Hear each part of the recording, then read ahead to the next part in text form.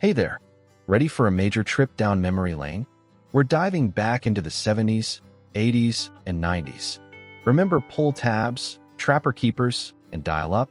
From bizarre fashion trends to tech that now seems ancient, let's revisit the stuff that defined those decades.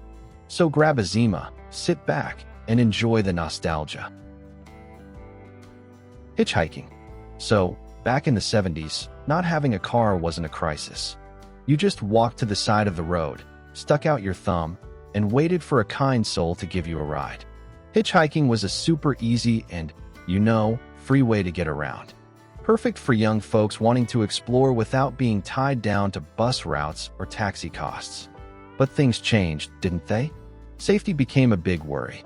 With more crime stories on the news, and movies like the Texas Chainsaw Massacre scaring everyone, people got nervous about getting into cars with strangers or picking them up, for that matter. Eventually, hitchhiking pretty much vanished as folks opted for safer ways to travel.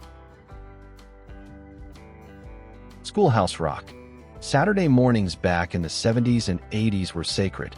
I'm talking pajamas, a huge bowl of sugary cereal, and settling in front of the TV for some good old-fashioned cartoons, pure fun. No lessons, no homework, just entertainment. But then along came Schoolhouse Rock. It was sneaky, but brilliant. They figured out a way to slip in a little learning without us even realizing it. Catchy songs, fun animations. Suddenly, we were learning multiplication tables, American history, even grammar and civics. Before you knew it, kids everywhere were singing about conjunctions and interjections, and could explain how a bill becomes a law. And we hadn't even cracked open a textbook. It was this great mix of education and entertainment that really stuck with a generation. It's a shame educational programming like that has pretty much disappeared from Saturday mornings, isn't it? Pull tabs on cans. Alright, picture this.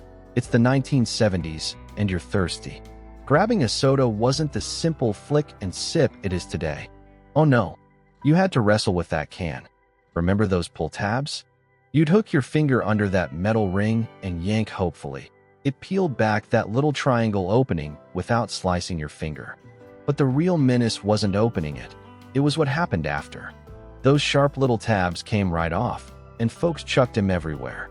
Seriously, parks, beaches, sidewalks. They became little minefields for bare feet. Countless summer days were ruined by a nasty cut from a discarded tab. It got so bad that, thankfully, by the early 80s, the stay tab was invented, the clever design that keeps the tab attached. Just like that, the reign of the tiny, treacherous pull tab ended. Progress, right? TV sign-offs and test patterns. Remember flipping channels late at night back in the 70s? Unlike today where something's always on, TV actually used to. Well, go to sleep. Stations would sign off. 1 minute you're watching a movie, the next you're staring at that weird, colorful test pattern, sometimes with that high-pitched buzz that drove you crazy. Or maybe you got the patriotic send-off, the Star-Spangled Banner playing over a picture of the flag. But after that, nothing. Just that black and white fuzz. Snow. Static. That was your universal signal to hit the hay. Cable TV rolling out in the 80s and 90s is what really brought us nonstop programming. It made those late-night test patterns a thing of the past. Oversized collars. Talk about making an entrance. Forget subtlety, 70s fashion was all about grabbing attention, and boy, did those collars deliver. Remember them? They weren't just shirt collars. They were practically lapels that had migrated north, huge, pointed things flapping in the breeze. You saw them everywhere on guys, fitted shirts straining under their weight, leisure suits practically built around them. Even jackets got the super wide treatment. And the ultimate power move? Popping that massive shirt collar over your jacket. Oh yeah, bonus points if that shirt was unbuttoned low enough for a gold chain to peek out. Disco nights, casual Fridays, even some offices. Those collars ruled the decade before, inevitably, the sleeker 80s arrived to trim things down. 1970 sideburns. Alright, let's talk facial hair specifically, the glorious era of 70s sideburns. Man, those weren't just an afterthought. They were practically a billboard on your face. What maybe started as a bit of a rebellious thing in the late 50s and 60s just absolutely took over by the early 70s. We're not talking about neat little trims, either. These were impressive, often bushy, sometimes connecting to the mustache kind of affairs, creeping way down the jaw. You couldn't miss them.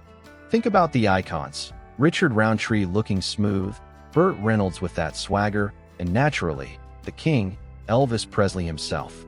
Thick sideburns just screamed cool confidence and a certain rugged charm back then.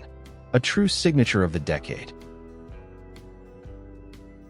1970s upholstery. Remember walking into someone's house in the 70s? You couldn't miss the sofa. It usually dominated the room like a psychedelic mothership landed on the shag carpet. Forget quiet beige or subtle stripes. No, sir. These couches were loud, draped in fabrics exploding with giant floral patterns that looked like they might bite, or wild geometric shapes in mesmerizing swirls. And the color palette? Oh, it was strictly earth tones gone wild. Think harvest gold, avocado green, and about 50 shades of brown. That sofa was the heart of the room, tied right in with the wood paneling and heavy drapes. It was cozy in its own way, undeniably the look of the time. Then the 80s arrived, bringing sleeker lines and calmer colors, thankfully retiring those gloriously patterned behemoths. 1970s compact cars. Remember when the oil crisis slammed us back in '73? Suddenly, feeding those big Detroit land yachts felt almost impossible. Gas prices just went nuts. That's when we saw the invasion of the compact cars built purely for the times, not for the runway. You know the ones. The Ford Pinto, the AMC Gremlin, and oh boy, the unforgettable AMC Pacer, that flying fishbowl. Yeah, they barely sipped gas, which was the desperate need. But let's face it, they weren't exactly lookers, were they? With their awkward shapes and kind of funny proportions. They definitely got a reputation, and stylish wasn't usually part of it. They served their fuel-saving purpose during a tough spot, but automakers eventually read the room. By 1980, those specific models faded out, thankfully paving the way for compacts that were a bit easier on the eyes. Disco era. You know, for a short time in the 70s, it felt like the whole world caught disco fever. It bubbled up from these underground clubs, mostly in New York, and then bam, it was everywhere. Suddenly, the music changed, dancing changed, and wow, did fashion change. And then came Saturday Night Fever in '77. That movie just threw gasoline on the fire. John Travolta became the guy everyone wanted to be, white suit and all, hitting those dance floors under the spinning mirror ball. You couldn't turn on the radio without hearing the Bee Gees, Donna Summer, ABBA, or the Village People. That pulsing beat was infectious. And the outfits? Platform shoes that seemed miles high, glittering jumpsuits. It was a whole look. Disco burned incredibly bright, maybe too bright to last, but its energy definitely left a shimmering mark on pop culture. Streaking. Alright, who remembers streaking? Gotta be one of the wildest, most out-of-left-field fads from the 70s, right? The concept was hilariously simple. Off come the clothes, and you make a mad dash through somewhere very public. Total shock value was the goal, maybe mixed with a dose of sheer nerve. It kicked off as a college stunt, but man, it spread like wildfire. Suddenly you had naked people sprinting across sports fields, interrupting concerts, even popping up during live TV. By the mid-70s, it was practically mainstream mayhem. You could buy goofy streaker t-shirts. And of course, Ray Stevens captured the whole bizarre spectacle perfectly with his smash hit song, The Streak, Ethel, Don't Look. It was pure, unexpected chaos for a couple of years there. Slide projector shows. Remember how vacation photos used to be shared? Not just a quick text or a social media post. Oh no. If your friends or neighbors went somewhere exotic like, say, the Grand Canyon back in the 70s, you knew what was coming. Brace yourself for the inevitable slideshow night. You'd go over, the lights would go down, and that clunky carousel projector would start its familiar whirring and clicking. You were basically trapped in their living room theater, watching every single snapshot. Click. And here's Mildred by the donkey. Click. This one's a bit fuzzy, but that's the sunset. Complete with long, detailed stories for each one. You always had that hum, the dust dancing in the light beam, and the guaranteed upside-down slide. It felt like a mandatory event back then. Phew. Thank goodness for digital photos, right? Spuds MacKenzie. Remember the late 80s? Man, you couldn't turn around without seeing Spuds MacKenzie. That impossibly cool bull terrier landed on our screens during Super Bowl 22 back in '87 and just exploded. He was Bud Light's original party animal, always rocking those shades, looking completely unfazed, and typically flanked by a bevy of beauties. It was pure marketing genius, maybe a little absurd. Suddenly, Spud's face was absolutely everywhere, plastered on t-shirts, bumper stickers, posters, you name it. That dog practically defined cool for a couple of years. But then came the big reveal, the juicy controversy. Spuds, the ultimate party dude, was actually a female dog named Honeytree Evil Eye. Wild, right? Even with the shock, Spuds remains an unforgettable piece of pure 80s advertising gold. The mullet. Oh man, the 80s. Can we talk about the hair? Specifically, the undisputed king, the mullet. You just couldn't escape it.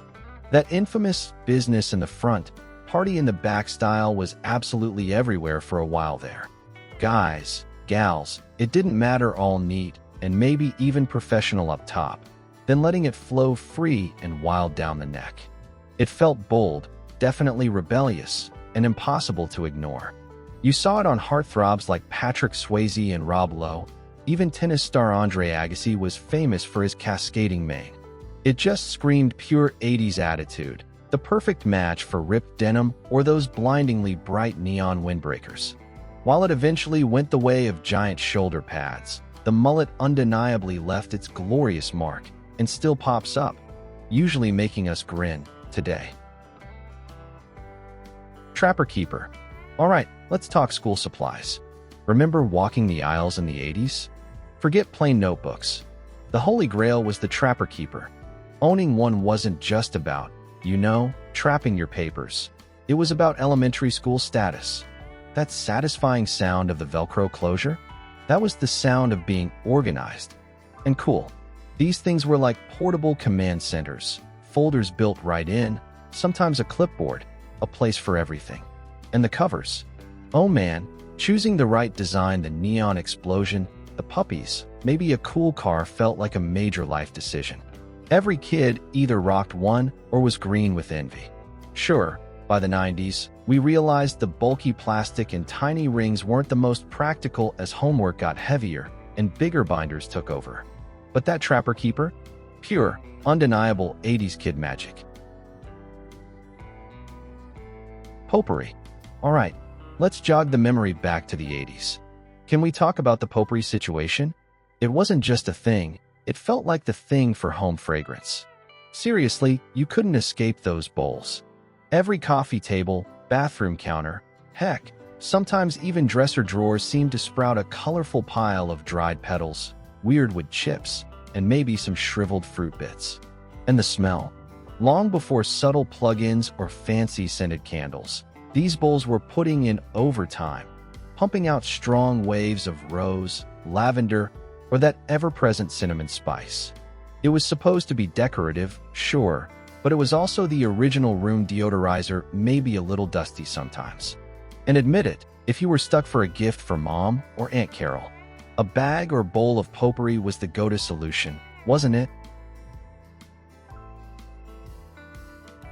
Parachute pants. Remember the 80s? If you were anywhere near a piece of cardboard laid out on a sidewalk, you probably saw and heard parachute pants. That swish-swish sound. They were practically the uniform for breakdancers. Made from that shiny, slippery nylon, they started out surprisingly tight, which was perfect for windmills and backspins without fabric getting in the way. Bugle Boy was a big name, plastering them with zippers everywhere, giving them this futuristic, almost astronaut gear look. For a while there in the mid-80s, everyone trying to look cool, dancer or not, seemed to own a pair. But fashion moves fast, right? Suddenly, tight was out, and MC Hammer brought in those massive, billowy pants way better for doing the running man, and leaving the sleeker parachute pants in the dust. Boomboxes. Man, the 80s soundtrack wasn't just heard, it was announced. If you wanted your tunes blasting for everyone, you needed a boombox. These weren't subtle little gadgets. They were beasts. Big, often heavy, loaded with speakers, ready to turn any park or street corner into an instant party with cassette tapes or radio hits. It wasn't just about listening. It was about sharing the sound, basically being the DJ for the block. Carrying that thing proudly on your shoulder? That was a real statement. Absolutely essential for breakdancing battles and the rising hip-hop scene. Eventually, sure, noise complaints piled up, and Walkmans gave us our own personal soundtracks. But that image, John Cusack holding that boombox high and say anything, that cemented it forever as pure 80s iconography. Milk carton kids. Okay, who remembers the milk cartons? Sometime in the early 80s, they suddenly started appearing with these somber, black and white photos of missing kids.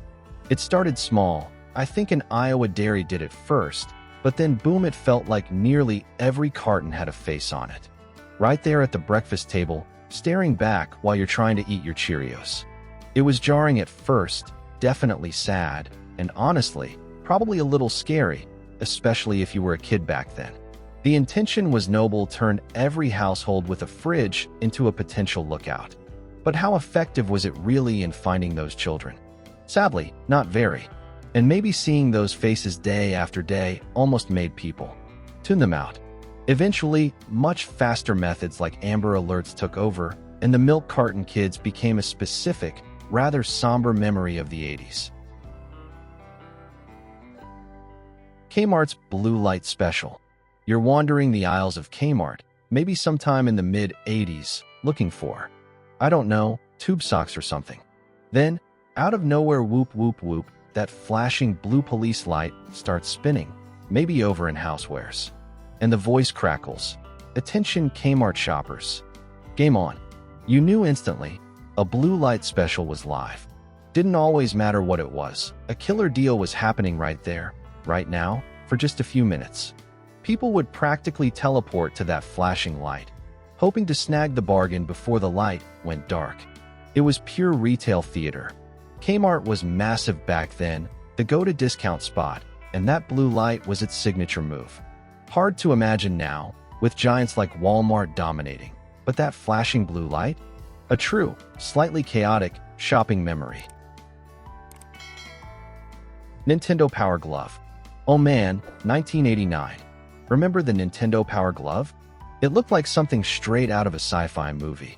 We saw it in commercials, even got hyped by the movie The Wizard. Everyone thought this was the absolute future of gaming. Just wave your hand, control the action. But wow, what a letdown. Once you actually strapped that clunky thing on, it was mostly just frustrating. Getting it to work right felt impossible half the time. All that amazing promise, and it just didn't deliver. No wonder it disappeared pretty quick, becoming a legendary piece of gaming disappointment. Bartles and Jaymes wine coolers. Alright, picture the mid-80s. Suddenly, everyone seemed to be sipping on these newfangled drinks, wine coolers. And the king of the cooler craze? Bartles and Jaymes.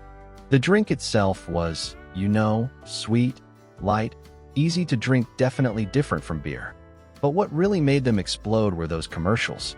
Remember those two older guys, Frank Bartles and Ed Jaymes, sitting on the porch? They'd just talk real slow, real folksy, looking right at you and saying, and thank you for your support. It was so deadpan, so sincere, it was hilarious. They became huge stars just talking about their wine coolers, even landing a Super Bowl ad. Right up there with Spuds MacKenzie in terms of pure 80s ad icons. The cooler craze eventually fizzled out by the 90s, but Frank and Ed? Unforgettable. VHS tapes. Think back to the early 90s. The VCR wasn't just an appliance. It was the gateway to entertainment. And the fuel? Those chunky, black VHS tapes.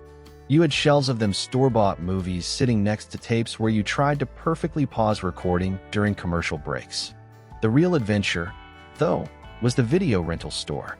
Wandering those aisles, hoping the latest blockbuster wasn't already checked out, grabbing some candy. That was a Friday night ritual. Remember the heft of those tapes? Sliding one into the VCR, hearing it whir and clunk. Fast-forwarding past previews felt like an eternity. And the golden rule, be kind, rewind. Forget that and face the fees. DVDs eventually showed up, slick and shiny, making rewinding obsolete and pushing VHS into fond, fuzzy memory. Floppy disks. Alright, who remembers that distinct clack sound? The 3.5-inch floppy disk. As home computers became a thing in the 90s, these little plastic squares were absolutely everywhere. Need to save your book report? Floppy disk. Install a new program? Probably multiple floppy disks. Swapping shareware games with friends? Floppy disk. Forget cloud storage. We measured data in tiny megabytes. 1.44 megabytes felt huge. You had stacks of them, labels scrawled on, piled next to your chunky monitor. They were the essential carry-around data device back then. Seems crazy now, with USB drives and everything online, how little they held. CDs and flash drives quickly made them obsolete, turning them into pure 90s tech nostalgia. Dial-up internet. The mid-90s internet ritual. Remember announcing to the whole house, "Nobody pick up the phone," before starting that noisy connection process? It wasn't just clicking an icon. It was firing up the modem and listening to that wild symphony of squeals, beeps, and digital static. Sounded like robots arguing, didn't it? That was the price of entry to the online world, often via AOL, patiently waiting, hoping for that glorious chime. You've got mail. And the phone line thing. Completely tied up. If your sister picked up the extension, poof, disconnected. Back to square one. It demanded serious patience. Broadband eventually swept in during the 2000s, making connections instant and freeing up our phones.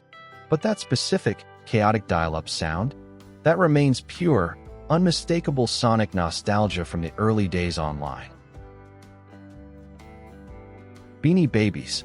Remember the absolute madness around Beanie Babies in the 90s? These weren't just stuffed animals for kids. They became this bizarre adult obsession. People genuinely thought these $5 floppy toys were hot investments. You had folks meticulously guarding those little heart tags, convinced a rare one would fund their retirement. Folks were lining up, scouring stores, treating it like a gold rush. Then McDonald's jumped in with the teeny beanies, adding fuel to the fire. And just as fast as it started, the whole bottom dropped out. Suddenly, those collectible treasures were everywhere, worth next to nothing. Quite the lesson in hype, wasn't it? Pagers. Do you remember that feeling in the 90s?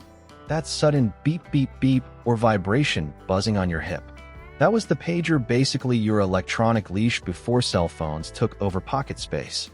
You'd squint at that tiny screen, see a number, and the real mission began.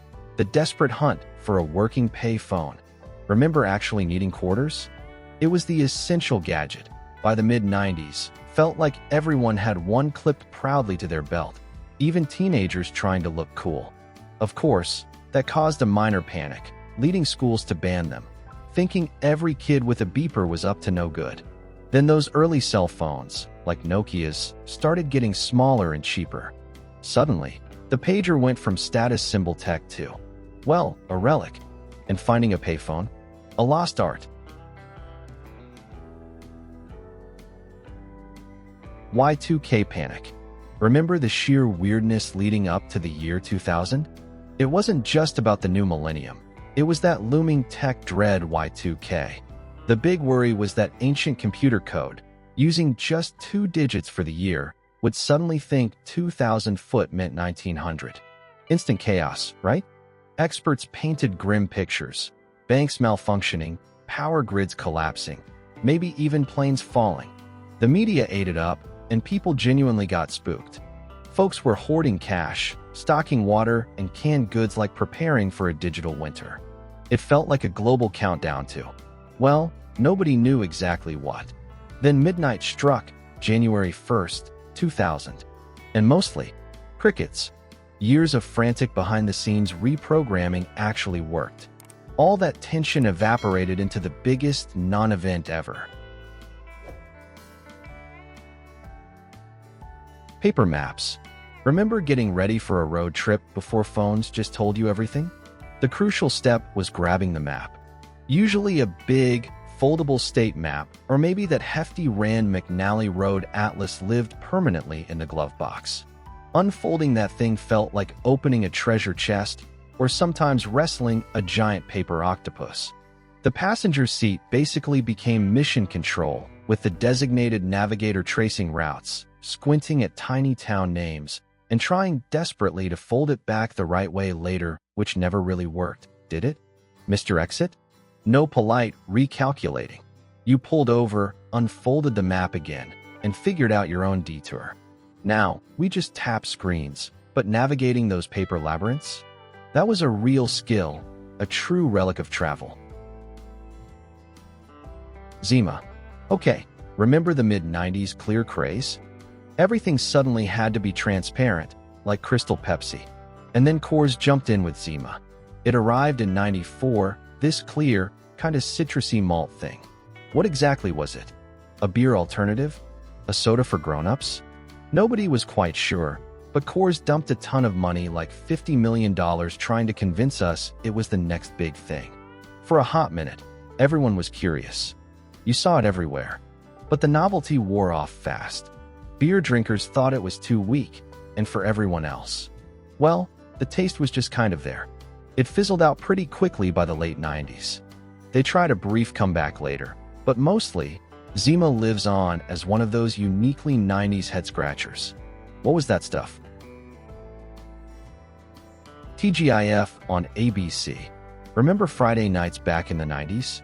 Before everyone scattered to different screens, there was a destination, the living room, tuned to ABC for TGIF.